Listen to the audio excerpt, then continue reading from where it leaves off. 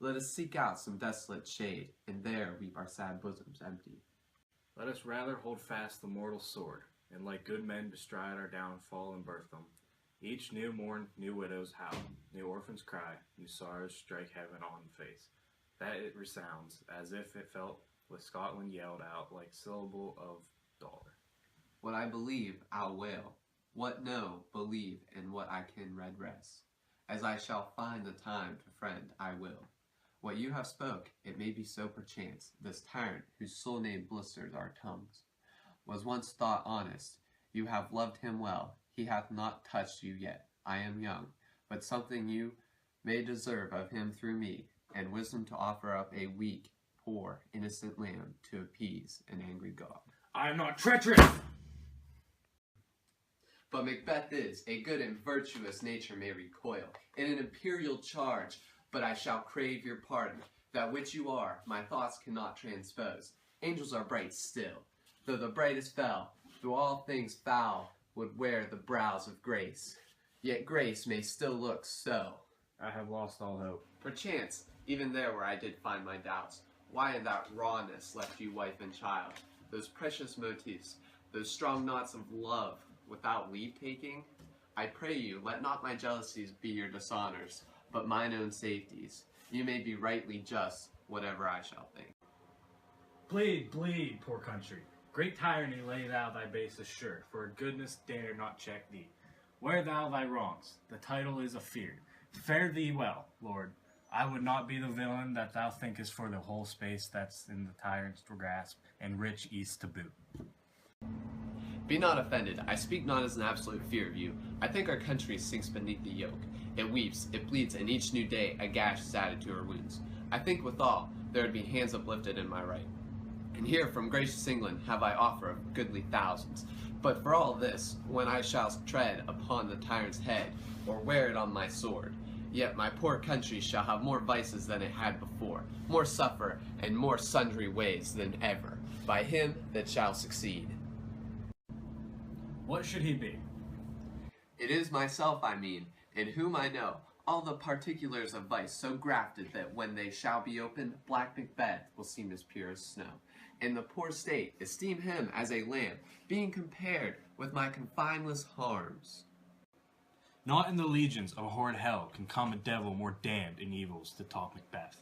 I grant him bloody, luxurious, avaricious, false, deceit, sudden, malicious, smacking of every sin that has a name, but there's no bottom, none, in my voluptuousness. Your wives, your daughters, your matrons, and your maids could not fill up the cistern of my lust and desire. All content impediments would overbear, that did oppose my will.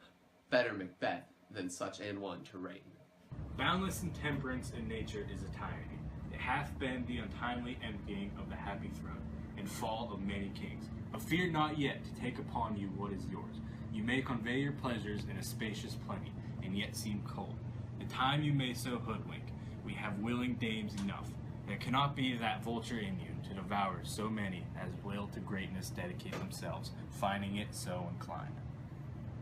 With this there grows in my most ill-composed affection such a staunchless avarice, that were I king, I should cut off the nobles for their lands, desire his jewels and this other's house, and my more having would be as a sauce to make me hunger more, that I should forge quarrels unjust against the good and loyal, destroying them for wealth.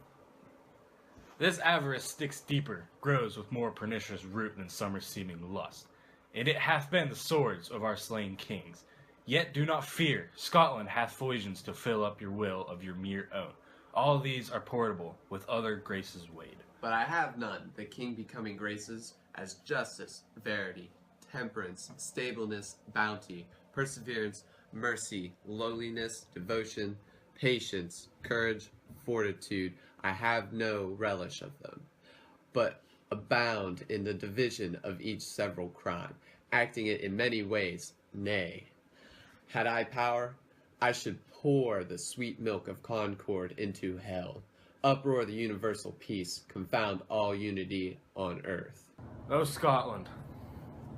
Scotland! If such a one be fit to govern, speak. I am as I have spoken. Fit to govern, no, not to live. O nation miserable, with an untitled tyrant bloody sceptred, when shalt thou see the wholesome days again? Since that the truest issue of thy throne, by his own interdiction, stands accursed, and does blaspheme his breed. The royal father was a most sainted king. The queen that bore thee, oftener upon her knees than on her feet, died every day she lived. Fare thee well, these evils thou repeat'st upon thyself, hath banished me from Scotland, and my breast, thy hope ends here. Macduff, this noble passion, child of integrity, hath from my soul wiped the black scruples, reconciled my thoughts to thy good truth and honor.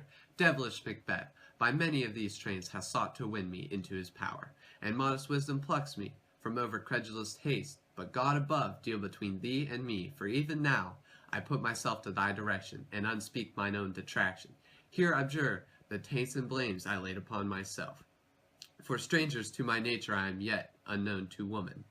Never was forsworn, scarcely have coveted what was mine own. At no time broke my faith, would not betray the devil to his fellow in delight.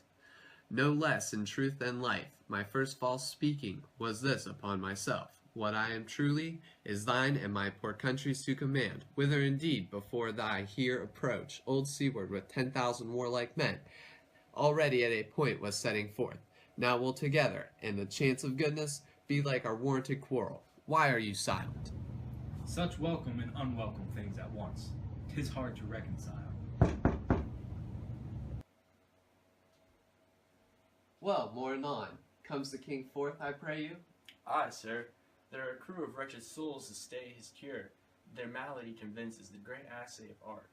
But, at his touch, such sanctity hath heaven given his hand, they presently amend.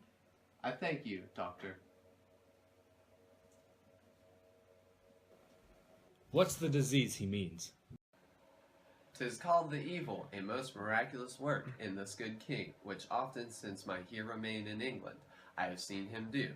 How he solicits heaven himself best knows, but strangely visited people, all swollen and ulcerous, pitiful to the eye, the mere despair of surgery he cures. Hanging a golden stamp about their necks, put on with holy prayers, and 'tis spoken, to the succeeding royalty he knows, the healing benediction, with this strange virtue, he hath a heavenly gift of prophecy, and sundry blessings hang about his throne, that speak him full of grace.